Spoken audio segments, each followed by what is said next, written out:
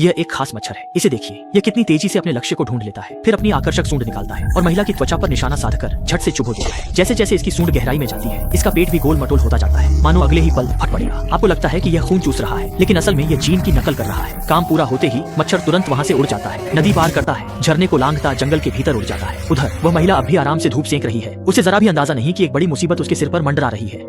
मच्छर अब घाटी के गहरे हिस्से में पहुंच चुका है और एक डरावनी भूतिया गुफा में आ गया है। वह एक पत्ते पर उतरता है और इसी समय एक भयावह दृश्य घटने वाला है। असल में यहाँ एक विशालकाय मादा मच्छर छुपी हुई है। माँ के इशारे पर मच्छर उसके शरीर पर उड़कर जाता है और जो ताजा खून उसने चूसा था उसे उसकी आंखों में टपका देता है। इस समय मादा मच्छर के पेट में प्रतिक्रिया शुरू होती है, खून फैलता है और अनगिनत लाल रक्त कोशिकाएं बनती है। साथ ही मादा मच्छर के शरीर से भी अनगिनत छोटे टैडपोल भ्रूण निकलते हैं। ये टैडपोल तुरंत लाल रक्त कोशिकाओं से चिपक जाते हैं और धीरे धीरे उनमें घुसने लगते हैं। पल भर में ही उनमें बदलाव आता है और वे धीरे धीरे आकार बदलने लगते हैं। जल्दी ही एक मानव हृदय जैसा अंग विकसित होता है, फिर वह चारों ओर फैलता है और अनगिनत रक्त वाहिकाएं बन जाती है। हृदय भी धड़कना शुरू कर देता है। इसके तुरंत बाद एक मानव रीढ़ की हड्डी भी लगातार विकसित होने लगती है। इसके बाद मस्तिष्क भी धीरे धीरे आकार लेने लगता है और रीढ़ की हड्डी से जुड़ जाता है। फिर हाथों का विकास होता है।